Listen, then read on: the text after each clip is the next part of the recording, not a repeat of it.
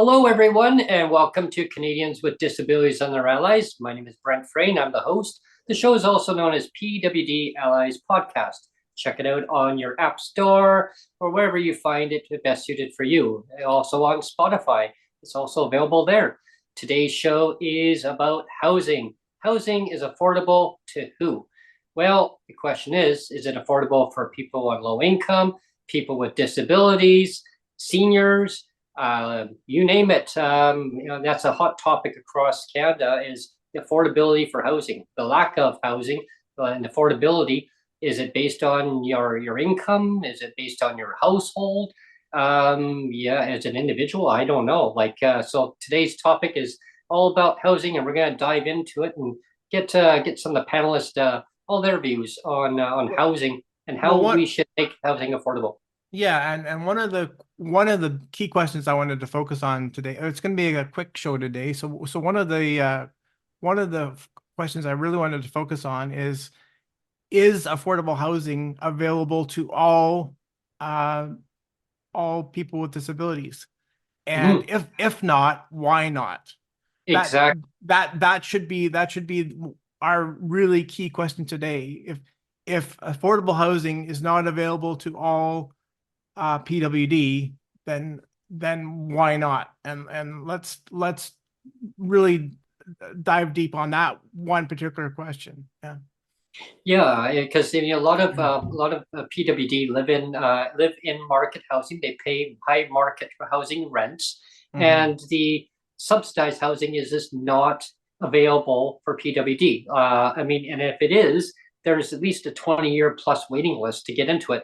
And in order to qualify for that, you also have to be homeless in order to have one of the prerequisites in order to get into that housing, or you're fleeing violence, or your building has been sold or condemned. There's a lot of variations. That shouldn't even be part of the equation to have affordable housing. Affordable housing should be available to PWD, persons with disabilities in Canada, who live in market housing, and they should be able to live where they want to live, but have affordable housing. So yeah, that's a great topic, and that's Minnie, let's go over to you first. Oh, so I'm first? Yeah. Okay. Yeah. Well, Why not? so the reason it's not available to all is policy. We know this. It's governed, and not it's your income bracket. So, and we know how, the amount of people with a disability that are low income, but we're not tracking the stats of people with a disability that are higher income. They automatically get mushed into able-bodied people. So for one, the way we collect the stats of a person with a disability, we don't include everybody anyway. So the minute you're past $50,000 a year, you're medium household income. We already know this. And then below $30,000, that's the low income measure. And then there's below basket poverty measure. We are already filtered out already. It's not like, oh, everyone can afford it. And then the affordable housing, the people wanting that are medium income households, the 50,000 income. You're already excluded out of the conversation if you don't make $50,000. And that's above minimum wage by $25,000. And that's for me in Ontario. I know it's different across the country, and US and Canada, and US likes to flood their information with Canada as if Canadians are Americans.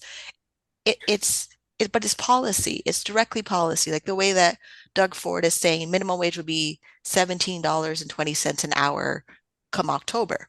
Okay, great. And then the mayor, what's her name? Olivia Chow. She's like, we're making affordable housing. But even that started at $1,600 a month for a single person and then went up depending on how much family members you went. And then with Toronto housing, the rent-a-geared housing thing, you have to pass the asset criteria plus the other criteria. It's not just be eligible. Like when I got my apartment, I was on the list for Toronto housing. The day I got my apartment, keys in my hand, they called me, oh, you can look at a place now. I got approved here. My mom and dad did whatever they did to help me get first and last. My credit was good. I moved in. That was 2007. I'm still here. It's market rent. I'm now paying $960. When I moved in, it was $725. The average in Toronto is $2,500. And then to move out or be prepared to move out in case something happens, I have to save $5,000 to $10,000. Yeah. Oh yeah, keep my credit good because if I move into a non-market rent control building, like if it's market rent and not rent control, they can raise the rent whatever they want. And then I have to search for a market rent control building like this one, or hopefully there are other properties that this place bought are all rent control. Like the strategy you have to do if you have housing and you're barely making it, you have to triple your income. It's I try to find another way. Unless we have a time machine, there's no other way. You have to increase your income to be available in the new definition of affordable housing. Yeah. And let's go to MJ. I know here in BC, MJ, and Brent, you know this too. Like recently, the government here just did a bunch of splashy announcements, and they were targeting the housing for, as many was saying, at the middle income bracket. So so it was all like rents were like 3,000 plus, like in the $3,000 to $3,500 range per month. That's where the rents were targeted, right? But anyway, let's go to MJ for comment. Well, you know what? It's kind of like they expect us to go and live in a tiny home to be able to go and afford rent for the rental portion that they go and give us. The maximum BC is 500. I mean, right? So, I mean, what do you expect me to live in an RV in a campground? I mean, and that's the thing is that's not cheap either because you still got to pay for water and sewer at these places as well. So, and if you're stuck there, the vehicle breaks down or whatever, and you need to get to town or anywhere, it's either finding a taxi, which is going to be like $40, $50, $60 if you're out of town. People don't realize how fast a taxi goes. So it's like people, these people in government seem to think that, $1,500 for people on disability is fine and dandy. It's like, it's like they really, they just want to go and keep a boot on our neck and keep us down and controlled so that, we can't get ahead. I mean, one of the things that BC Conservatives are talking about is trying to figure out a way to go and get people that are on welfare and disability back to work, blah, blah, blah. I mean, if they try the whole thing of throwing people off and say you're not disabled enough, it's going to cause a lot of problems and create more homelessness. This is the same thing that the BC Liberals did back in the day, and if they do this same thing again, there's going to be a lot of recall petitions on this for these people because, people have had enough of this Neolithic thinking that comes from governments to think, oh, well, you're not disabled enough. Well, here's half a wheelchair, Neil. Here's a crutch, you don't need two, but this is what, our government keeps doing. And if they go and do this, and start going and making things even worse for the disabled community, it's going to be, create more homelessness and more people that are disabled will consider MAID as an alternative to trying to live a better life than going and instead of the government solving the problems to begin with. I mean, the biggest problem is quite literally, we were talking before the show, is the carbon tax. The carbon tax is the biggest problem in this province that has raised the cost of living and the cost of rent. Any way you slice it, the cost to go get the logs, the cost to go and bring them to the mill, the cost to transport them to the store, the cost them to go and get to the contractor to be built, et cetera, is all on the carbon tax. And these people don't seem to give a crap about the fact that they're going and deliberately raising the cost of building a house to the nth degree that most people cannot afford it anymore. I mean, you've got to be making $100,000 a year in order to afford a $500,000 house. And that's what a basic house costs. I mean, so what are they going to do? Have us living in pods like they do in Japan? What is that? Is that their plan next? I mean, I hate to joke about it. Like, what do they want? 15-minute cities? You live in your pod, own nothing, be happy? I mean, these people seem not to care about solving problems.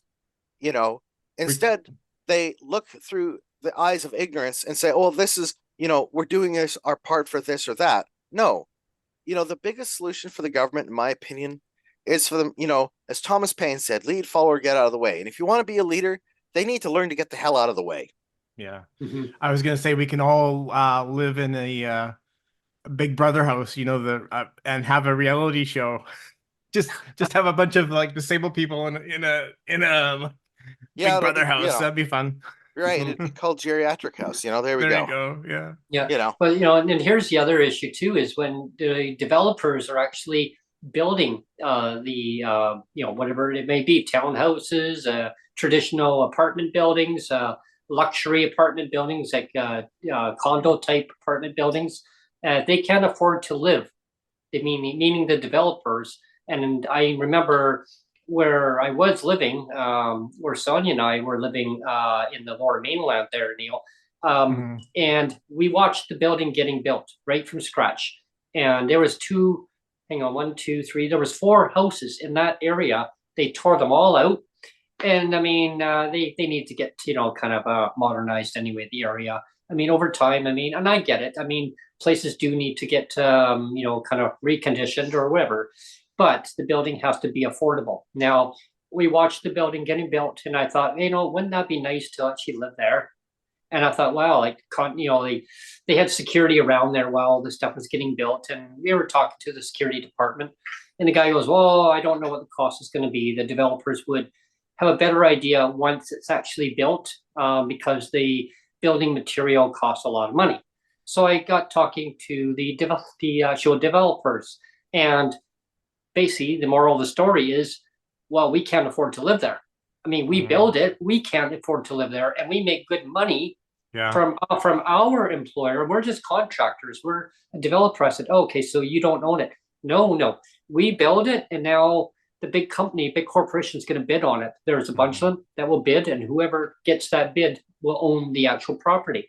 So the gentleman and his crew told me and you're right, MJ, on that, it's all the costs that get associated with it. It's if all the taxes, if there is too much red tape involved, there's no incentive to the developer to actually build it. Right. And the other part of the problem is when you have municipalities and cities that sit there and spend months going around in circles for developers to the point of nth degree, where it's like they spend months going through red tape, they finalize it, they get approved, then the city goes, oh no, well, we want this, and then they want that, and they want that. The developers just say, forget it. We're done. We're not going to do business in your town. We're going elsewhere. Right? And this is what the problem is we have municipal governments that are going and creating more and more red tape for developers to actually also do things. So they decide, we're out of here. We're going to go and find somewhere else to do business that is easier to do business with. So they don't build. It took them 4 years to basically get that project off the ground. That's insanity. Yeah, I know. And it could have been done just like that quick. Yeah. Then they wonder why the cost, because the longer it gets delayed, the more property taxes keep going, compounding every year. And now, they say, oh, a problem. Right. They still have to pay the property tax on that land in the meantime before they even get a stake in the ground, as it were. Yeah. And here's the other issue too. I know, just pass it over to you right in a second, Neil, is when renters want to rent at a nice building. I mean, it's safe, it's accessible.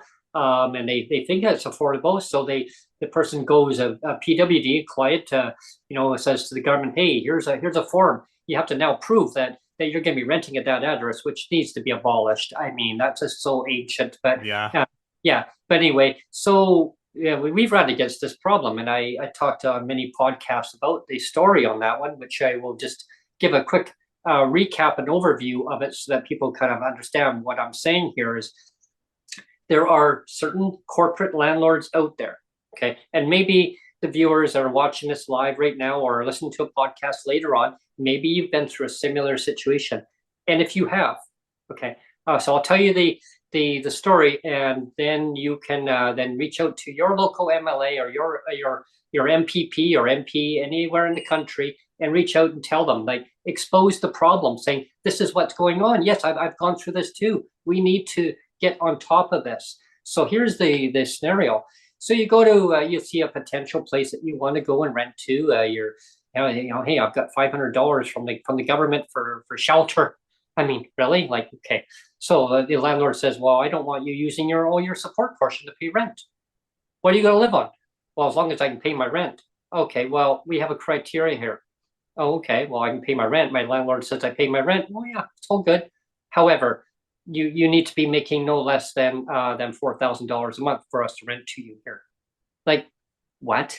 And that's a discriminatory policy. That's a discriminatory. So that tells me that some of the landlords are going with 40 to 50% of the income threshold the other way around. So you got to be making like about $50,000 to $60,000, kind of like what you were mentioning, earlier, MJ, and like we were talking about affordability here too, and Minnie, like you were mentioning about that threshold of $50,000, $60,000. And I think that's what the landlords are doing. Like, is they're looking at median income earners. But if you say, well, here's the stub, this is what I'm showing. It shows you your declaration. This is what your entitlement is per month. So you times it by 12. Well, then they know, okay, wait a minute, you're way off that threshold. But you can still pay your rent to your landlord. The landlord says, hey, person's paid the rent all the time, never missed a payment. They're a good tenant, but they still won't rent to you unless, I'll give you an example. The one place we went to, okay, Brent, you need to be making $2,000 from the government, and Sonia, you need to $2,000. We'll let it slide at $4,000. My employer says $4,500, but you know what? We can get a little wiggle room. Really, for a place that was, how much was that, Sonia? $1,410 at the time. Yeah. At the time. Yeah. An older place, And an older place, like the place, and I saw the place as I used to ride my bike downtown, and it was built in the early 1900s. I mean, sorry, 1900s and 1990s. Like, really? Okay, go ahead, Neil. Actually, we can go ahead with Minnie. I'll follow up after her. Okay. So I'm on the website for Habitat for Humanity, and they change based on how fast they can build their homes. Like if you like the website now, can I share my screen? I have to give you that permission. Give me 1 second. Because it's just easier to show you their criteria list on their website, because for a thing that said that they want affordable homes for families, they changed everything for what they stand for because of government policy. So like it says, only 2% of housing built or approved in Toronto in the last 5 years has been affordable. The price of family size home has soared 15 times the rate average home incomes in the GTA. Then Habitat home ownership model is structured to create long-term affordable houses across the GTA. But then when you look at the application requirement, it's like participants must be the parent of legal guardian, at least one child. So that means me as a single person with no children has to have one child to apply for Habitat for Humanity. And then be able to manage the mortgage. Now, my bank called me this morning. I tried to apply for a line of credit and they're saying it was denied, but I also asked them why and how to approve it. So she told me that the debt to income ratio, so my credit cards are too high to the limit. So it looks like my income can't manage my debt repayment. They want it below 40%, which means I have to increase my income. Then to qualify like 6 months for an hour longer. She's like, apply with another person. Well, I'm by myself. For me to go into, oh, help me apply for a loan with another person, their credit has to be good. Their income has to be good, because if my income sucks and if my income can't afford the payments, then they're depending on their income to afford the payments. So right then we're weeded out naturally by the banking system, government policy, and people's views of people with a disability. Like with me and my bank, no, they like, one bank knows my disability income is there, but my other two banks, they don't know my income is disability. They just see my self-employment income. I literally have to make a whole profile that I look good on paper so that I can access more services and programs just to look able-bodied on paper. I had like, and then with this, they're literally saying you're co-applicant and has to have full-time employment and rent geared income people. This was weird. They're saying the household income for a studio apartment is $49,500. You can't fit anybody in a studio apartment. That's a giant room with little kitchenette and maybe a decent sized bathroom. Then they're trying to say that a family of four, a 4 bedroom, like they're literally trying to tell you can fit 8 to 10 people in a 4 to 5 bedroom house from rent geared housing for Toronto. See, and and one of the problems here in British Columbia is we have rules that say that after a certain age, children have to be separated by sexes. So boys have to be in a bedroom for boys and girls have to be in a bedroom for Children's girls. Aid Society made that rule. It wasn't even like housing made that rule. Children's Aid Society made that rule. Right. But in BC, it's kind of like, I don't know, if it's a law or whatever it is, but, so now it's like, so if you're a single mom with a boy and a girl, now you need a 3 bedroom, right? You have to have a 3 bedroom. That's just the way it is. And, when you're working minimum wage or whatever it is, or if you're on disability, that 3 bedroom is out of reach. I remember going to a town hall meeting one time many years ago, and we had one of our former ministers in charge of disability, for the file, and the question was asked. Well, like the rents are so high. Like, what are we gonna do? And there was a lady in a town hall meeting and asked this simple question was, well, the rents are high. Are you going to raise the rates? Get rid of the shelter portion. Oh yes, we're going to modernize the system. We're going to get rid of the shelter portion and just call it one unique name for the system, because she says, well, people can't. A single person cannot rent a place with the actual amount for the whole check. And the minister's response was, you got to do what you got to do to make it happen. So if it takes 8 to 12 people, then that's what you got to do. Yeah. Like, are you kidding me? That's when the shelter portion was $375. Well, we that was. Yeah, and I wanted to just highlight the fact that we can just talk about rents here. I mean, but I wanted to talk about the shelter portions and the assistance rates, because like in my situation, I mean, I've shared my situation quite a bit. And I don't do it for sympathy or for pity votes or anything like that. I just do it for illustrative purposes. But like when my first wife passed away, I'm left with a son at the time who wasn't even 5 yet. So I'm a single dad. I was a single dad for 5 years. And I have my own place. Like I have a mortgage, right?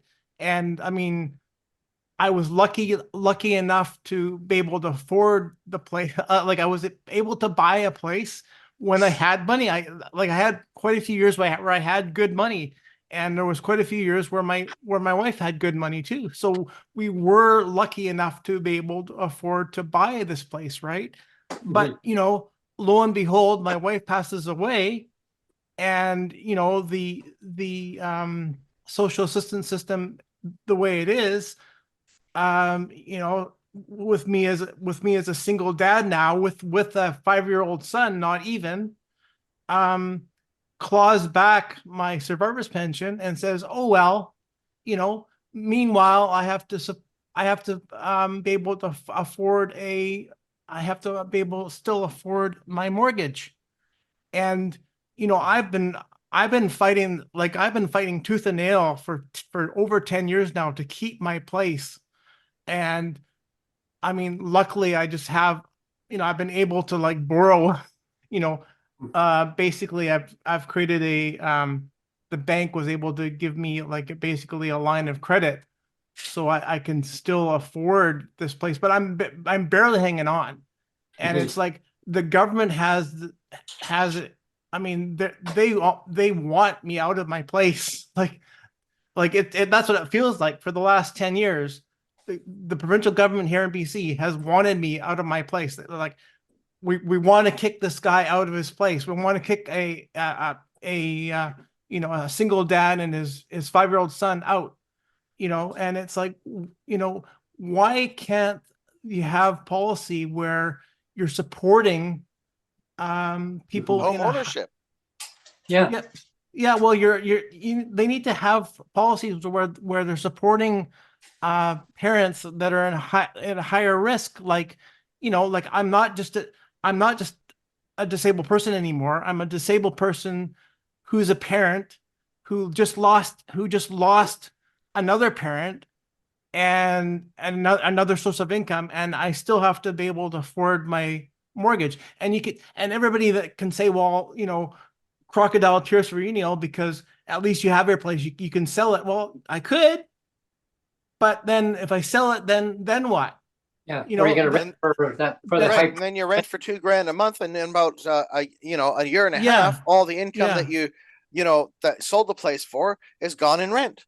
Yeah. Right? So I realize a lot of people are going to be crying crocodiles tears and so, well, who cares, Neil?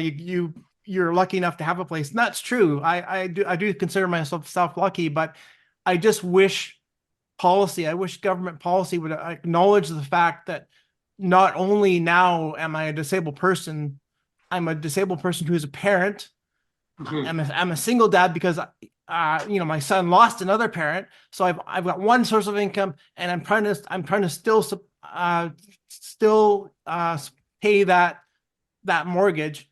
And maybe some people aren't going to care, but I care because I want to create a sense of stability for my son. This was the place that my son grew up in. He's got his school here. I got my family here. I don't want to up and move. Like, it's like when you have a death in the family, you want stability. You don't want to have like chaos, like a whole atomic bomb go off. The whole point of me struggling to keep my place, is that I wanted stability for me and my son. And the provincial government is sitting there going, who cares? Like they're deliberately having policies to make it harder for me. Like deliberately make it harder for me, right? Well, the part that really irks me about our provincial government is if you can go and sit here and go and create the COLA for all your union workers and for yourselves as MLAs, why on God's green earth can you not go and do the same thing for those of us that are on disability? Why can you not have the COLA formula adjusted for those of us every year on disability and say, okay, well, the minimum wage goes up by the COLA formula. Why not go and do the same thing for disability, right? This is the problem we have, is we have a level of ignorance and a little level of arrogance from our government to think that, oh, well, $1,500 a month last year was great. We just gave you $300 raise a couple of years ago. But yes, had we had the COLA formula applied over the past 5 to 10 years, this would have written and worked in aggregate, and would still continue to work in aggregate every year. Well, Okay, here's so part. Go ahead. Sorry, Minnie. Go ahead, Minnie. yeah, yesterday I was talking to somebody who works in government, and I was telling her that we're just talking about everything. So I was breaking down the policy of disability for Ontario, and then I clued in she works in government, but she works in government that deals with policy. So I was like, okay, you understand why this is nuts. She goes, yes. I go, why is it nuts? They do not consult the people they're making policy that they affect. The whole nothing about us without us is without us. We need to stop saying that. They want it without us. They only want to make policy that benefits them, because they're like They're hired in a company or the government to make policy by a deadline to get their paychecks and their pension and all that fancy stuff. Mhm. Then politicians have to do the dance and puppet show and in the media and get their paychecks. It's not about us. It's about them. Like the way that, okay, great. We need stuff that they promised us, but they only promised us because they need us to feel like they care about us when they don't give a freaking anything about like the level of swear words we can use right now. That's what it is. They don't care. They fully Mhm. do not care. Like tomorrow, we're waiting for the budget. We're waiting to see if disability benefit will be in the budget. And I Yeah. really feel like it's not going to be in the budget. If it's in No. the budget, okay, fine. I will apply. I will use it into my budgets. You will see it add into my budgets on my YouTube channel. I'll put it either savings, debt, credit card, school, wherever it needs to go. But I also know in the back of my mind, it's not coming. Don't depend on it. They Mhm. don't care. I have to make more money. Like that. And then great. Now there's Right. the first home savings account. They made the first home savings account. I opened it. It's protected in the segregated fund under our life insurance policies. ODSP can't touch it because our policy says they can't touch it. I have to magically put enough money in there from now until 71 to buy a house in 15 years because that's how the government set the policy up for that thing. And then if other people do that, there's competition to buy a house all over again. Mhm. All over again. So great. You're single, you get your child, they don't care about the actual human experience at all. To them, you're just a file number on paper. And then the way that policy is, if the government's giving you here, they have to cut it from somewhere else. Their checks and balances have to balance, even though it actually doesn't balance for what you need it for. They know that. The amount of policies I've read, the amount of policies we read here on the show, the amount of times I go through a document, they really don't care. They made it so complicated and frustrating that you have to be over $60,000 and growing up to 250 to actually make a difference in policy. Because anybody else is making lower income, they're not listening to us. We could write all the letters to the MP all you want. We may have one politician say, yes, we're doing this, we're helping, but if they don't have power in that seat that they have, it does not matter. Mhm. Like Yeah. it really doesn't matter. Like, oh, my MP, how much power does your MP have to actually talk to the higher people above them?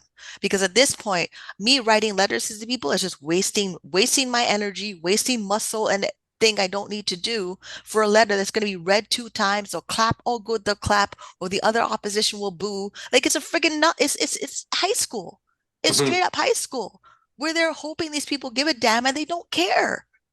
Mhm. And it's every man for himself. And yeah, if you can't make it, save yourself at this point in time because we're acting like, oh, we're all collectively in the same thing. No, we're not. No, we're separated. We're separated from day one colonialism when white people went off to other countries and ruined everything. Yeah, we're not all in the same boat. We're all in different No. boats by ourselves. Yeah, and then meanwhile, Yeah. then they say, "Well, vote for us because we have your back." Because yeah, and meanwhile, Yeah. it's like then they do a 360, and then Yes. I mean, just to We kind of dive quickly into about the housing, just that one They ha- topic on it is, I was I watching just the committee. hold on. I think MJ wanted to make one quick sorry. comment. a quick comment. Yes, they have Yeah. your back, and they're gonna stab you in it. That's all I was gonna say. Yeah. Okay. I mean, there was the committee stage. We were watching that. They were doing budget estimates. They wanted just recently. Yeah, That was So really there was- interesting, actually. Yeah, it was actually Yeah. very interesting talking about through the Minister of the Social Development Poverty Reduction in British Columbia. They're going through the budget estimates. Now each leader has a chance to kind of pile in and ask the minister questions and kind of really narrow down, saying like why is there something not in the budget? So the moral of the story was, well, the budget is of the current year. However, the forecasted amount was from the previous year. So like from 2023, well, we did give an increase, but that was from last year's forecast, but nothing this year. Meanwhile, the question was, well, people are suffering now. Well, but the answer was we've given 5 increases since we formed government, but the current government's been in power for 7 years. Yeah. Almost Did coughing you- there. Did you take a look at chat with people talking? Yeah, there's a lot. That was one of the things I wanted to break in. Yeah. There was one comment from Investigative Research Council. He says, at this point, jail looks better than shelters. But it's not. Remember, No. taxpayers pay the jails. That's true. The That's jails are true. trying to squeeze in as many people as they can in one cell with one toilet and 2 beds. Hmm. You do realize that, right? And Yeah. then, so It's not what we know accessible. about jail is the most racist environment there is. Yeah. And then we already have survival of the fittest. And some of the guards, they don't care. If a fight breaks out and they stab each other, they're not going to do anything. Well, Yeah. right. And in the most hardcore jails in the, that they have, it's like, basically, you get into a fight, they're going to break out the heavy artillery and just say you stop or die. Right. So, and if you just happen to be in the crossfire and you're doing nothing, well, that's By the way, Shawshank Redemption is one of my favorite movies of all time. It's not, it's just the way it, like, I remember my boyfriend said he went to jail. I go, when did you go to jail? Because he's also a stockbroker. It baffled me. And I was like, there's parts of his life I didn't know, and he was older and I was 19. He was like 40. But the life of, if you were in that environment, you're literally scheming and scamming until your time runs out. And then, oh yeah, try not to die at the same time. Yeah. One of the things I wanted to touch on, actually, and this is open to everybody, all the panelists to comment on, is I wanted to focus on the actual numbers. Like, if anybody is aware of actual numbers of the percentage of people with disabilities that actually have access.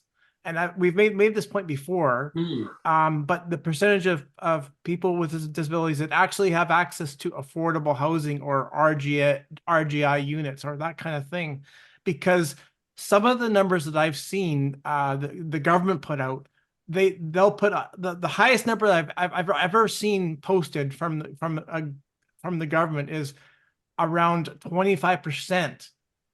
And that's from government says around 25% have access to affordable housing. Now I think that's for everybody on welfare. I don't think that's for disability. I think that's a whole number for everything. So if that's the case, you can cut it in half and say, well, that at that point, then you have maybe 12% of people with disabilities have access to subsidized rents and affordable housing, which means, of course, 88% are stuck with market rents, right? Which is only like 12% basically for PWD to find some of it. So why is 12% of affordable market housing, why is 12% considered a success? Yeah. Because they don't need to service everybody. I just went over that. I don't know why we keep going over the same thing. They don't need to service everybody. Isn't it like Darwin, the survival of the fittest? They don't need to service everybody. Because remember, there's 7 billion people on the planet. More people are moving to Canada. Okay, great. There's not enough housing. There's not enough food. Oh my God, people are intense. They don't need to service everybody at all. Like especially with my family coming into the country, and then they worked their asses off in the 70s and 80s. They bought their houses. Now they're relatively well off. They're running off to traveling and all the things in retirement. There's no guarantee they'll leave me money. I am on my own. This is the family. Remember, family is supposed to be there and protect you and all that stuff. There's a chance I'm not going to get a dime from these people, or I have to buy out my siblings. Between the house my dad has and my grandma has, if my grandma's like, oh, I leave it to everybody, and then they argue, I want to do this with this, and I want to do that with that. If I have $2 or $5 million in the bank, I'm buying out my siblings. It's that simple. I buy out my dad's house, buy out my grandma's house, and then my 2 siblings hate me forever like they already do. Yeah, and I well, that's a win-win situation. For me, yes, it is. It completely is. Well, because, they still hate you. No. Yeah, and then I'm getting the Quizette cookware set that my grandma has is worth thousands of dollars. Like, I already planned it, because it's not like how news was going on that family members were helping their children buy houses. I go, not mine. like yeah. Well, it's not. It's like the stats too. When I applied for housing when I needed it, I felt the criteria. I was leaving a domestic situation. I was already in mental illness crisis. I was facing eviction and all that stuff. If I didn't like also apply for ODSP at the same time applying for housing, ODSP came in faster than housing. And then I was on OW. OW was $500 a month in 2004. Wow. Now it's 733. So 2004, it's $500 a month. And because I moved out at 18, if I didn't move out at 18, what if I waited 5 years and then moved out? I wouldn't have housing. Wow. Yeah. And I understand all your points and I agree with them. Like I totally agree with the idea that the government, you know, they don't care if they only surface a low number. But my point is, I mean, think of if, for example, if a McDonald's, you know, McDonald's restaurants, all of a sudden they adopted the same idea of like, well, we only have to service 12% of the people that come in. 12% of our customers are the only ones that get hamburgers. The other 80, they would still make profits. It's not like they're not going to make any yeah, profits. but They'll still you make see what profits. you see what I mean? Because it's a global, it's a But- global corporation around the world. The amount of McDonald's that are everywhere around the world. The McDonald's is also other companies that we don't know about because it's under a different name. Like Taco Bell, KFC, and Pizza Hut are all the same company. No, but they only need 1% of 1%, and they're fine. Loblaws, we know that. That's why people are trying to boycott Loblaws. Okay, great. There's still enough people that still need to use their optimum points. They're going to go into the store anyway. They're still going to make their money. Yeah, but my bigger point is if you have 100 people, just let's say 100 people going to McDonald's at one time, and then the person at the counter says, well, we'll take 12 of that 100 customers and we'll send the other 88 customers walking. Can you imagine how long that McDonald's would stay in business if they only served 12 out of 100 customers? See, but they do it for job fairs all the time. You didn't see the TikTok video yeah, but of Toronto my Airport point is the government that had should not thousands adopt and thousands of people waiting for a job. They only had like 50 jobs, but over 2,000 people showed up. 2,000 people showed up in a crowd where security had to manage the crowd. They don't care. They'll just like basically they either tell you to go to another location or come back earlier tomorrow. Like the Price is Right. Price is Right. You have to wait like 2 years to be a contestant on the Price is Right. Come on down. Exactly. Come on down. You're the next contestant. See, the thing is, one of the problems here is, like I said earlier, is we're expecting the government to go and be the solution for everything, and they're not, right? So that's part of the problem that we face. Is everyone in Canada expects the government to go put their hand in all the pies for everything, and I think the real solution is when it comes to the government that they need to go and start picking the pies that they need to be involved in, right? Instead of trying to go and put their hands in every single pie, they got to go and say, no, we can't do this anymore. And we can't do that. We can't do that. Or we need to go and say, you know what? We need to work with public-private partnership, or we need to go and say privatize healthcare for certain things in healthcare, which they already do, by the way. I mean, like I'm still dealing with going and getting a CPAP machine, and it's a bloody gong show to go and get it, right? I'm on a recall. Well, they'll give you half. They'll give you half of one. Yeah. And this is the thing is the entire situation of the way the system works is when it comes to the problem, the government keeps inserting themselves into every aspect of our healthcare, right? And that's part of a problem of creating jobs that didn't need to exist, right? You want to go and cover our, our healthcare and say, okay, we'll cover the Blue Cross part that you guys can't pay. Fine and dandy, right? Then do that. Don't go and sit here and make me have to jump through 50 hoops, because when it's dealing with Blue Cross, I'm not going to have to jump through the same 50 hoops. I'm going to have to go and jump through a quarter of those hoops, right? And this is the problem that we have, is we have a government that goes and inserts themselves in places they don't need to be, right? It's like a bunch of bouncers at the door. Right. And it's like, oh, you can only get your teeth done once a year, or you can only get this done once a year. You have a maximum limit of what we're covered, right? And helps, right, when the insurance is like, an 80-20, where 80 is covered by insurance and 20 you have to pay, right? That's fine and dandy. But the way they set this up is like they only cover certain things or they play these games. So when it comes to the system, the bigger issue is them inserting themselves where they truly don't need to be 100% of the time, right? I mean, I understand it for extensive issues of extreme healthcare cases where we're talking about extreme testing, behavioral issues, et cetera, et cetera, et cetera. But a lot of that can all be covered through insurance as well, right? There's a lot of things that are covered through insurance. Mm-hmm. Right. And this is the problem with our current system in BC is our welfare system has inserted themselves into basically every point and position of our lives. Right. Well, our disability isn't even based on our disability. It's based on our income. Right. That's another part of the problem. It's like, why is my disability not my disability? Yeah. Right. It's not?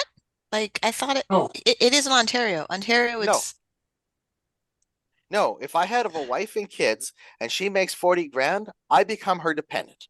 Just like yeah, that. we have that too. But like the initial application is a doctor verifies you're disabled. Right. Then somebody reviews it. Then they also review your income. So like when I applied, I was already on welfare. Welfare sent me the application for disability. My doctor had to fill out the form. I couldn't move forward until my doctor filled out the form. Mm-hmm. And then they determine definition disabled based on their criteria. And then if they denied me, it was going to tribunal to court. But because they denied, but in the process of being denied, my financial need was still very low. I still got it. And then I had to go back and do a medical review. It wasn't just like, oh, I'm disabled. Yes. It was like, you're disabled, but we'll check back in a few years to see if you're still disabled. Same thing with the disability tax credit. I still have to reapply and prove that I'm disabled. Yeah, which is wrong. Shouldn't never have to keep proving why you're disabled. I mean, that's a red tape. Right, exactly, Brent. That is a level of red tape that they've created to go and justify jobs that don't need to exist. And the problem is when you're disabled, the disability does not improve. Right? But I mean, Minnie, I can't remember what Minnie's disability is, but her disability is not going to go away and it's not going to get better. Well, see, that is when it was just bipolar, according to if I was manageable and not in an episode, they consider that cured, even though it's not. So there's a medical definition, there's a medical research stats, then there's policy people. Oh, you're stable. Oh, your medication's working. Okay, you're fine. Because with the medical review, it was proving, oh, just because I'm on the medication, I'm still disabled in a condition where that I'm like risk of being homeless, poor decision making, substance use habits. Like if I didn't develop other habits, I wouldn't be still on disability.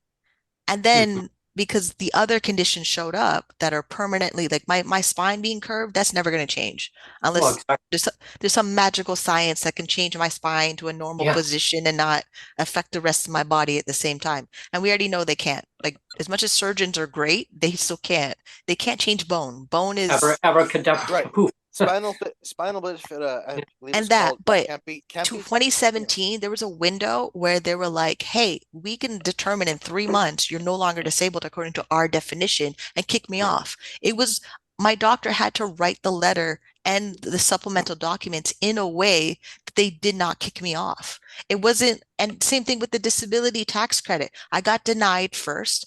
I didn't know you can make an appeal. Because I had a new condition, we added the new condition with the existing conditions, and then it's dated from the first condition and not the second condition. Because it was from the second condition, I wouldn't have 2008 to 2025. I would have 2013 to whenever date they say, oh, it's good until, or luckily I get indefinite expiry date. Like right now, the next thing is to get indefinite expiry date. So I don't have to keep asking them, oh, am I still disabled? Do I have to fill out forms? But even indefinite expiry date on the disability tax credit, they could still, whenever they feel like it, pop in and audit you that you're still disabled. Yeah. I know. It's just terrible. Well, let's turn back to the affordable housing question specifically again, because I wanted to bring in the Convention of the Rights. That affects housing. So like the way that the Toronto housing application is, I need to dig into it more. I only skimmed it. But if they're giving you accessible housing, so if you need bars and wheelchair, bigger room, bigger doorways, then you have to prove that. They're going to want a doctor's note. They're not going to take your word for it. Because when I was talking to whoever was running the city council, I was like, how are we getting accessible housing when we can't even get people on disability with a doctor to fill out the form?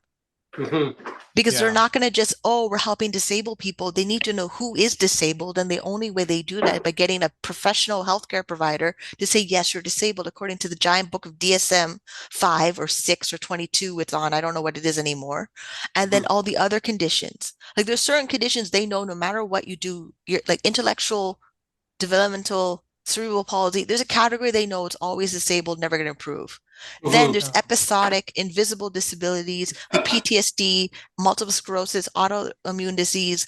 They need more proof. Like the guy at RBC who wanted time off because he needed time off because his family died and he was going through PTSD. Manulife didn't want to give out the insurance benefit, but RBC's telling the news, oh, we did everything that we could to help support our employees. They didn't do anything because he went to the news. Yeah.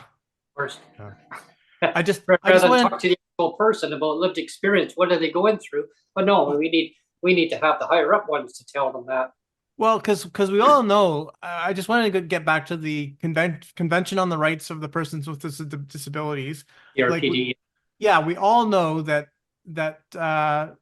2010. that Canada signed on to that in 2010 exactly. So it's been 14 years. They signed on to. So they said, great idea, great idea. They signed on to it. One of those things that they signed on to is the idea that housing is a human right. Okay, housing is a human right. And so again, if we go back to my 12% example, how is providing affordable housing to only 12% of people that are disabled, how is that kind of non-discriminatory policy? That's like the big pot of spaghetti that I talk about. Well, remember? it goes back to what you were saying in a previous podcast when you're talking with the Human Rights Tribunal. If we're discriminating against everyone equally, it's not discrimination, right? That's true. Right. So this is where the situation is, when they say, oh, we're not going to be discriminating, or it's not discrimination, if we screw over everybody equally, it's fine. Exactly. And, this is one of the problems that we face. And it's not just people on disabilities, people that are off of disability or people that are extremely low income that won't qualify for either welfare or disability because they're neither or seniors. And with disabilities. Right. So it's like they've created this way to go and basically, if you're disabled, you go on this path. The moment you turn 65, you're on this path. But if you don't have this in place and you don't have CPP and all the rest of the stuff, you fall off the cliff. Right. So this is where the system has. It's a choose your own adventure book in the 90s. It's exactly that. I remember reading the pages and said you got stabbed. Yeah. I remember that in elementary school. I love those books. Yes. Yeah. That'd be a great book idea for, navigating disability. Yeah, that's true. Yeah. Well, part of the problem too ODSP, the choose your own adventure. When you turn 65. We saw that when I read through the Auditor General report, the way they had the flow chart, like it's a flow chart. And then how I brought up that if you're requesting housing special accommodations, I found the form right at the bottom of it. It has a stamp for your physician right at the bottom of the form. It's like,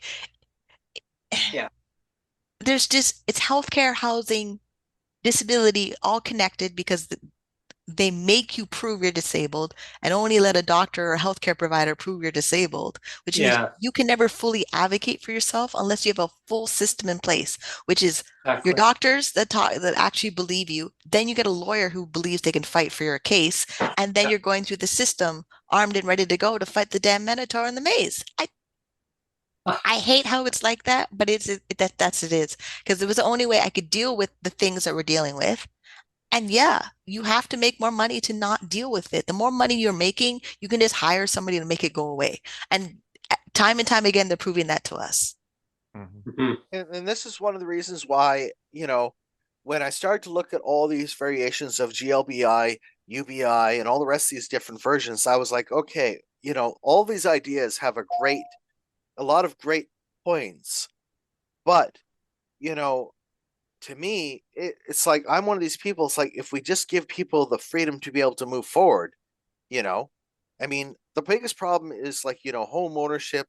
If you got to have a spouse and kids and they make too much money, you're booted off of the disability system, even though you're still disabled, right? The system has been designed to play these games so that Mm-hmm. you're sitting here, oh, I want to get ahead in life, or I want to go and do this, or I want to go and become a better person, even though I'm disabled, or I want to earn more income. It's like you get thrown out and discarded. Then all of a sudden, oh, well, then you got to go and pay. If you get a job that's more than enough money that you'd have on disability, you get kicked off of disability, you lose the medical that you have coverage. So now you got to go and pay a couple $100 for yourself for health insurance. And we all know that how health insurance works is, they like to make things complex when you have pre-existing conditions, right? Mm-hmm. So it's like the whole system has been designed in such a way to keep people having to go and dig themselves out. And people are just finally getting to the point where they're neck deep and just are giving up. And this is not a good place for society to be. I mean, I don't want to be seeing us go down the rabbit hole of the Great Depression, or even worse, where everybody's screwed. But it seems like our government wants to go and keep employing more and more government employees instead of going and solving practical problems. Well, There- you know what? I'm glad that Right. we were talking on that one part regarding the about healthcare, about kind of like the subsidies, like 80% versus 20%. When there was a committee stage going on budget estimates, and I was listening to, I know Neil, where you were listening live on that too. Mm-hmm. And there was one part that stood out. They were talking about dental coverage and medical coverage, and how outdated that these terminologies are. They are archaic. The one minister said they were archaic, and I thought, wow, like, and so the minister acknowledged that, yeah, and like hearing real lived experience stories of a client who, or sorry, not a client, a resident in the person's riding area who basically is going through a bad situation, who needed to have medical care, and saying that the dental was so outdated, and they're saying, well, yeah, we have Kool-Aid areas that people can go to for dental coverage, and we've given grants to millions of dollars of grants to here, and they're throwing out all these numbers, millions and millions of dollars, and what? Why not just give it to the actual recipients? They can make better use of that and maybe better their health in different ways. But no, we want to keep giving grants out, or they can apply for a grant under an emergency situation. So that tells me that they're complicit with the way that the system is, because even the practitioners say that these systems are so outdated that now a lot of the doctors or for eyewear or dentists, they don't even want to go there. They look at the fee schedule and they say, well, we can't even provide that service to you. So I think that it needs to be changed. Yeah, I mean, I thought Minnie was going to go and jump in a moment ago. Yeah, I was. So sorry. most of our talk is just living with a disability on assistant, but there is people who live with a disability and they're not touching assistance at all. Yeah. Like, yes, the system is jacked up, but like I finally met a person who's deaf, running her coaching business. She travels back and forth between the US and Canada. She's not on assistance. The only thing I was upset about that ODSP gives you $500 for leaving. She didn't apply for it. I literally told her where in the website it said she can get your $500. And I said, go back to your caseworker and demand it. And then if they deny it, go to court and ask for it, because she did the thing. She's gone. She's 26. She's off a disability. And I really, really need her to stay off a disability, because going back is not going to be better. They're going to make it difficult. And then if you're off a disability for a period of time and build assets, they make you sell it. They make you sell off your wealth to be poor. So for the people that are off a disability that are not here talking, that population of people, because I literally have to dig around the internet to go find those people. It's because I was feeling like there's no way that this is the only reality there is. There has to be people that are disabled, living their best lives, have enough resources to take care of themselves, because the the gap is so big. We don't even know what the other people look like.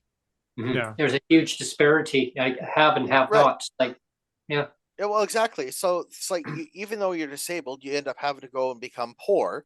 Then you have to stay poor.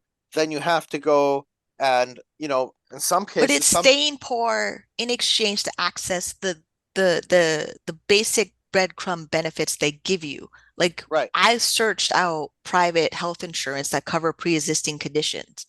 And it's a matter of having the plan active to see what they access. It could cover my orthodontist up to 60% coverage if I keep the plan active for 3 years. And then when I ask my dentist, will you accept this coverage? They say they love working with that company. I'm like, okay, fantastic. If the dentist already loves working with a certain insurance company, I'm going to do my best in my power to get that insurance company. Because I already know if I stay on disability, there's going to be times where I get a prescription and it's not covered, and my doctor really says I need it because I'm getting older and aging and all those things. Yep. I'm not going to risk being worse off because I can't cover something, because I keep telling myself I can't. I need to figure out a way that I can. Because the more you tell yourself you can't have something, you literally stop yourself from having something. Well, and like I gave the example earlier, is like I worked for over 20 years. So I was actually one of those disabled people that didn't need assistance for well over 20 years. I was fine. And I made quite a bit of money. I have to say, I was, at one point I was making like I don't know, say $55,000 a year salary, which, going back, a couple of decades was pretty good, right? And my wife too was making good money for a time, and so we did live our best lives, and so that's how we were able to buy the house, right, or to buy the condo, I should say. And again, it just goes back to my point of like, and again, I realize some people are going to be sitting there crying crocodile tears for me, like who cares? But my point is, like, why should I have to sell off all my assets, sell my home where I'm well established, but where my son is well established, and especially now that I lost my wife, my first wife, like the whole point of, if you have a death in the family, is to create some stability, right? And my whole thing is like, why does the government create a system where there's just so much instability? Like because it's the price of asking for help. It's the Rumpelstiltskin thing. But my thing is, I just don't like the fact that they want you to sell off everything, stay poor, and like, we don't care if you have to spend like $3,000 or $3,500 in rent now. It's fine. Either you're sacrificing the lamb or it's yourself. Which is what's the sacrifice? Sacrifice the things that you built, or you sacrifice a lamb. Since we're not sacrificing lambs anymore, they sacrifice your soul. And they figure out the sacrifice your soul is to take away the thing you worked your hardest for, which was to get your professional job, get a good salary, get married, have babies, and do the thing you're supposed to do. Then now, the minute you need assistance, they make you pay for asking assistance. This is why a lot of Caribbean people don't like asking for help. They make you feel bad for asking for help. I never wanted to apply for assistance. I was making six figures. I just want to get back to being stable, to go back to making six figures. Great. Now that I'm relatively stable, but I have another health condition that could progress and become worse, I'm doing everything in my power to use that knowledge and experience that I had, that I can go back to a life. Because me staying where I am, or staying below where I am, or going backwards, or digressing or decomposing or whatever it is, in a way that because I asked for help, I'm paying a price for it. No, I'm better off to make enough money and not ask for help and make other people pay for it, because it feels like restitution at this point. You made me sacrifice all my best working years because I got disabled, when luckily you could have left me being in denial. It would be better if they left me in denial, not telling me I'm disabled, so I can keep making money. I would have figured it out. I have enough family members that weren't have untreated illnesses that are functioning perfectly fine, that have their houses and property and kids. Sure, yeah, the next generation screwed up, but at least they didn't ask for help because they hold on to what they had. They hold on to what's theirs. Like, Mhm. what else do we have? Before we used to go into the woods and build our houses and we'd kill anybody who would come touch it. Yeah. Now Be able to afford that. they put everybody close together and make you feel bad psychologically. Mhm. Psychologically compare your situation to Gaslighting. someone else's Yeah. because you're asking for help. Or a disabled person saying, "Well, I'd love to live there, but I can't do it," and so they make you feel bad that you can't go and live there. It's not to make you feel bad. So they strip away your Your dignity. self-confidence, your belief, and then Mhm. they make you feel discouraged. So if they find a way to strip away your basic identity, Mhm. you feel dependent on them. It's the Stockholm syndrome. They already know it from studying PTSD survivors. They like when being held captive and you're in that situation, they strip away that nobody's coming to rescue you. Nobody wants you. You have to stay here for the rest of your life. The whole Rapunzel in the tower. She stayed in the tower for so long that she really thought no one's going to rescue her. There's no Prince Charming. So you have to save yourself. I said the whole fairy tale thing in my damn podcast. And we're Yeah. still repeating those stories. The stories that we're told as a child that's supposed to scare us to go to sleep are actually coming true. They're Yeah. actually We have Melvin in chat, melvin.ca. I know. He's a regular contributor on the podcast in chat. And he says you ask for help, but they, the government, only help in a way that they want to help, not in the way you need help. And that's so true. That's so true. And Very then true, Melvin. people get mad with that. I used to not take help because they were helping me in the way that their capacity could give me the help. And I'm like, that's not what I need. Like what I needed my cameras to be able to rebuild back my business. And someone was trying to give me this cheap little webcam that was never going to make me money. I'm like, no, I don't want your little cheap $20 webcam. You're I gonna needed be my blurry. $300 camera. Yeah. And I hold my ground. I found another person who says, what do you need? Whatever it is, whatever the cost. I got that. I got the camera. I got the computer. I got the apartment. I got everything I needed.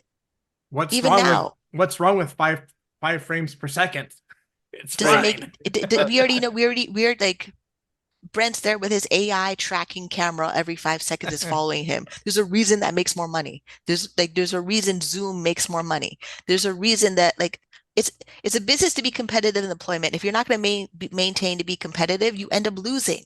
Like the amount of people on disability who believe that they cannot run a business because capitalism and their views of money, when it's you providing the best service possible, has nothing to do with your disability, providing your best service possible, that you're competitive to the other people in your industry. It's not like there's a brand new idea. Mhm. Like there's Zoom, there's Teams, there's Google Meet, there's iChat, there's the amount of video There's so many. conferencing we can Yeah. do, and we all pick Zoom. No, there's other places. Some of them are better. Like today, I was supposed to have a meeting on Teams. It crapped out. I emailed the person, hey, can you use another service? Mhm. If we're gonna have this meeting that I'm supposed to be connected to this organization helping Black entrepreneurs, I needed to be competitive. Like even the little girl on Twitter are getting mad at me. She sent me a program for entrepreneurship. I said, I'm not their demographic. She's like, oh, what's the problem? It's just business. I go, no, I need a business that makes me $40,000 a month. I need people who understand that and who could strive for it, because I'm not going to do a little business that just makes me barely $1,000 a month. So the government gives me $1,300. I'm not doing that. If I'm going to work my ass off in the skill that I know, I'm making sure it's so much money that the government can never take anything away from me. Show me Right. your money. Show me the money. Right. Yeah. I understand exactly what you're saying, Minnie, and that's where I'm looking at because I And used for to me, do that goes into hosting. housing. That goes in directly into housing. Like me, I have to be a homeowner in this lifetime while I still can. And to do that, I have to be so rootless, relentless, like Amazon, competitive to do it. So Mhm. if other disabled people who don't have my drive or don't have my ability or don't like they wish I like me paying off $8,000 in 9 months. You know, people that said, "Oh, I wish I could do that. Oh, I'm not working," and they blame me being naked on the internet. Naked on the internet had nothing to do with it. I picked the most profitable vehicle that could do it to achieve my goals that need to achieve. Mhm. And then guess what? I have to report it to ODSP every month and the government. Anytime they see Right. $1 in my account, they're going to wonder where it came from. I'm going to tell them where it came from because this is a pay stub where it came from. Just that. So great. We have assistance, but assistance is not assisting. So we're going to stay in a system that's not assisting and complain the system is not assisting. What are we doing to not need the assistance? Yeah. Well, there's a good mic drop moment because we are at the top of the hour, Brent. So you get the final word.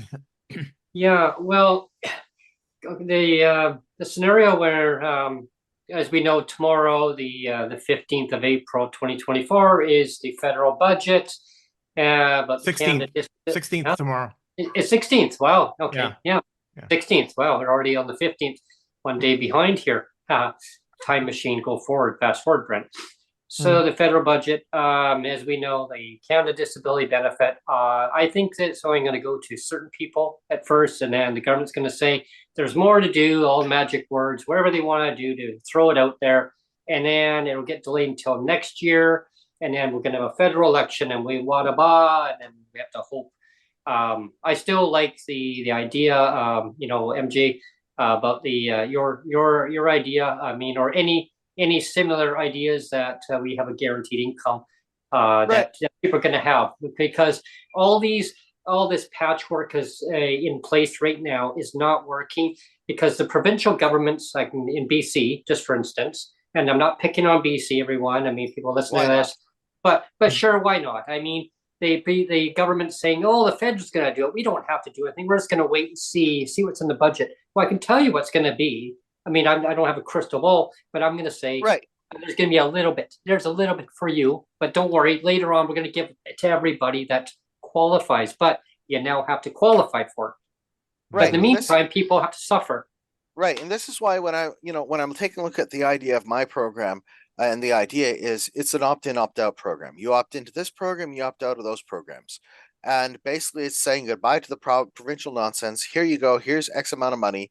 There's no strings attached, there's no ambiguity, there's no nonsense, there's no requirements to go and say that to prove you're disabled, but we'd have to start with the people that are disabled in the system. We'd have to start with the seniors in the system. We'd have to start with those that have been permanently made unemployable through an accident or injury at work. We'd have to deal with all of these people first before we included like unemployment insurance and anything else in the meantime, right? The thing is when it comes to what I suggest, I mean, it's not about going and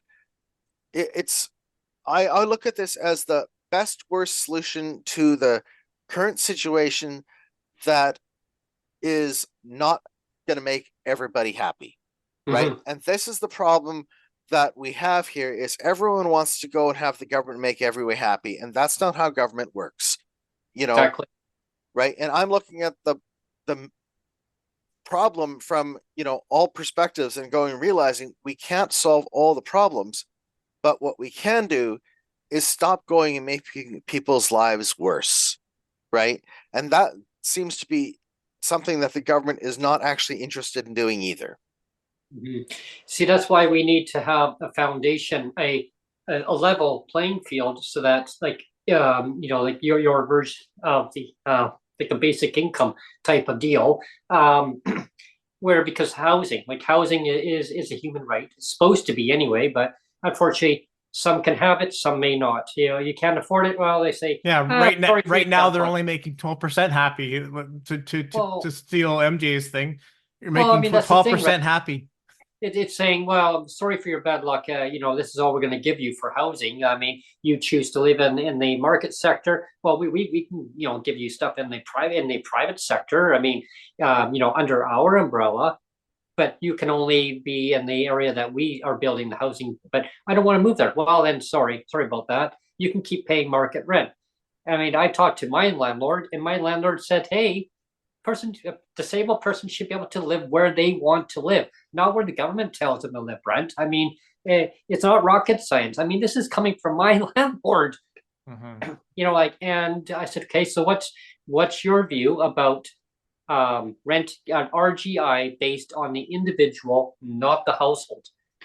That's a brilliant idea. Yeah. Because really, I think that's what's going to have to happen going down the road. Who knows? But government loves to have their own say, so I guess we'll see what happens. when it comes to the next announcement from the feds or provincial. It's going to be interesting. I guess with that being said, so as you all know, I'm going to be taking a little break for a while. Going to be going on a train trip. Going on a trip on a So, favorite yep. rocket ship. As the wheels go round and round on the train. Yeah, it's going to be interesting. So stay tuned for any video footage, some stuff breaking with Brent, traveling segment, etc. That'll get posted later on. Keep an eye on the calendar on your channel, Neil Matheson's channel there.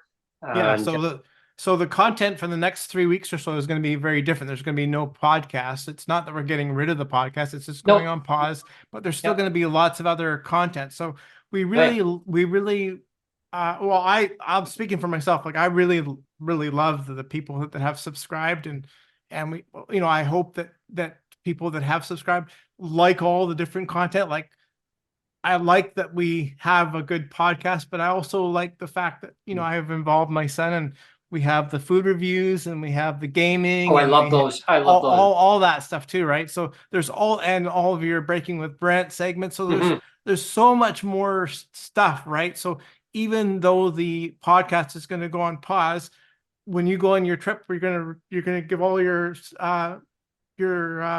video footage to me, and I'll pretty it up and we'll put it out and people consume all that content because it'll be great. It'll be great. Yeah. No guest host. The show must go on. As they say in the theater, the show must go on. It's not the same without Brent. I still do my budget videos on my YouTube channel. That's not stopping. Like I'm determined to become a millionaire, and it's getting closer. It's not getting like it's. If ODSP says my assets are too big, okay, fine, bye. Like that is the plan. I know you just want to give a big F you, don't you? Yes, I do. I so do. Because part of the reason why I want to leave ODSP and show people it can be done, they're complaining that, oh, I can't come off ODSP. Yes, you can. You have to work. But it's not like they're so stuck in their victim circumstances, they don't even see a door out of their circumstances. And I'm trying to show you, here's a door, here's a pit stop, watch out for the alligator, watch out for this person, don't talk to the troll, give this guy 2 apples. Like that is what I'm trying to tell people. Because, and with 500,000 households on ODSP, there's people off of it. We're not talking to them. It's like it's like Dora the Explorer. Did anybody ever watch Dora the Explorer? We went over the mountain. It's Jumanji. It's Jumanji. It's not even Dora. It's Jumanji. It's full on Jumanji. Love the movie. Love the movie. But here's an interesting stat though, is that I've noticed that the caseload dollar amount has been increased for the ministry, but nothing to the recipient. But they've substantial increase to the ministry. Administration costs. Administration. Yeah, like millions of dollars. I mean, you're talking like huge. I'm thinking, but there's other programs. So like we know our benefit, what we're getting, what we access. But then like Alan accesses a whole different set of programs. And then depending on your disability, depending on your IQ, your ability, do you need a caregiver? Do you need this program? Do you need a babysitter? All of these other stuff, they're in the budget of social assistance because each house, there's 500,000 households. Like my aunt, her son has an intellectual disability. He's 50 years old. There's no way he's going to work. I know that he needs more money, but he also needs people that if a caregiver is taking care of him, we actually know he's being taken care of by the caregiver. Because a lot of the times he was pulled out of a program because my aunt believed he wasn't getting the benefit or the care, or he was being assaulted that was happening to him. We don't know those things are happening to people that need that care. And there's a budget for that, like the long-term old age homes. So many of them died. So many of them didn't see outside. So many didn't see their family or hug another person. Like there's so many other things in the system that hopefully I don't need it because there's enough money in my bank account to pay for a private person that I can have a camera attached to every 5 seconds. And then when I'm lucid, I could actually give myself reminder videos of what happened. But we're asking a lot of magical things to happen for those things to work in place if I still remain independent and as advocate aggressive that I am. But if I'm not, we're really depending on other people taking care of me if I don't get married and have and they have a family to take care of me. Like we're depending on so many things from assistant programs or the government and their budgets. And if they don't actually have people who want to help people, or they're burnt out and start hating people because they're taking care of people, we're screwed. Well, yeah, because it's like there's so many that are struggling across the country, and they're all dependent on all these little programs. And then one little program doesn't come in place, they like, because it's taxation. Because there's a disability advocate. He has someone that comes in with him. One day they didn't show up. He couldn't get out of bed. Like if you have a disability that you need a person to take you out of your bed, put you in the shower, make your breakfast, and they don't show up, then what? There's a lot of stories I've heard about that. Exactly. Well, and then first wife was the same thing. Who are you complaining to? And then if you complain to this, you complain to the service that you hired to take because their person didn't show up. And then if they, depending on how they discipline that person, they may still show up the next day. Oh dear. Steve, and act like nothing happened. Right. Yeah. One of the problems with the home care programs is half of it's privatized, the other half is run by the government. But there's not enough time in the day for them to go and take the time to actually be with you. They have to rush through their period of time, and they got to go and do this. You're like, to get you out of bed, get you, toileted, get you in the shower, get you washed, get you fed. And they got to do all this in 45 minutes. Then they got to go to the next person and start over again. Right. And each person is different. Yeah. So you don't even get a chance to say, hello, how you doing? Whatever. It's like, because I know this because my mother worked in healthcare and she told me this is exactly what's gone on. It's turned into a factory of go, go, go. And there's no interpersonal communications of how you doing today? Blah, blah, blah. It's like, okay, you want this, you want this, want this, you want some eggs and toast, boom, boom, boom. There you go. And you rush out the door, right? All the cutbacks. Right. There is a small segment of my government physio was like that. I'm doing government physio right now for 6 to 8 weeks. First, it was the main physio person. There's only 2 other assistants. They basically it's a giant room with curtain partitions. Everyone gets their physio treatment, and we all have to and if you're coming in for your new appointments as a new patient, the waiting list is anywhere from 6 months to 2 weeks, depending on the rotation of patients coming in and leaving. Wow, that's long. And I had to get a doctor's note to say that I needed physiotherapy to get this physiotherapy. And I'm like, I really want my private insurance. If I had private insurance, I wouldn't have to worry about it. I can go to any service that I wanted, show them my insurance, get my treatment, come back when I have more budget in the insurance, and I don't have to worry about, what's happening. And annoyingly, government funded physio is right beside private physio. Private physio looks better. They're not like the way people are happier walking out of private physio. People are not happy walking out of government funded physio. Yeah. No, I wanted to make the quick point though too, just to clarify. Like my first wife again, there is a small segment of home care where, like in my wife's situation, she needed 24/7 care. Like she was in a motorized wheelchair her whole life. She needed that 24/7 care, and there is that program where she was able to be the boss. And it's a government funded program, but my wife was the boss, and she got to hire her own care aides, and the care aides that she hired were kind of exclusively hers. But that's one of those 12% solution things where only a small percentage of the people get that. But I just wanted to make that point that those things are out there, but only for a small percentage of people.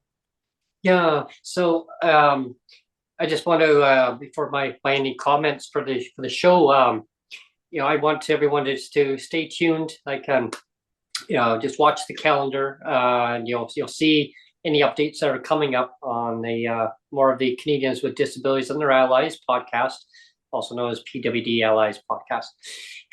But it's going to be a little break, and it's going to be enjoyable. Hopefully the weather will cooperate and there's no delays here and there. But a little bit of R&R time. But also I'm going to be doing some footage along the way. It's going to be quite interesting. I'll give it to Neil, and then he'll put it all together and make it like a nice, good segment for sure. We'll have fun with it. Yeah.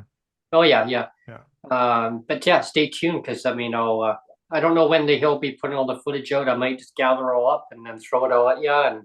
But if there's something that stands out in the meantime, like a breaking with Brent segment, then yeah, I'll just give it to Neil right away. I'll say, yeah, it's a finished product or whatever, and he'll put it together. And yeah, in between time, you know, not the whole segment. Yeah, so yeah. So the podcast and everything will probably resume again. I would say like mid-May, like around it'll be after mid-May or the so.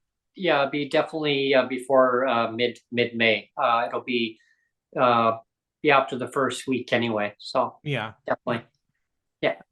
All right. Until then, everyone, I want to thank everyone for tuning in. And yeah, Via Rail is going to be the way to go. Yeah. And geez, Friday's coming so fast. I looked at the calendar just recently. I'm thinking, oh, geez, that's going to be a while away. And days are ticking down faster. And I'm thinking, okay, I don't want to forget anything. You know, the to-do date, the mental to-do list. And yeah. No, it'll But be fun. I got some little chargers here though. Got these little chargers here, so these are gonna work out good. Those. Okay. And I got the battery backup here, so got a couple of those. So keep my phone charged along the way, and yeah, so that'll be good. So solar panel, solar power charger, so you can just stick it out the window. There you go. Yeah. Make sure a bird doesn't poop on it. Yeah. Yeah. All right. Thank you, everyone. Cheers, everyone.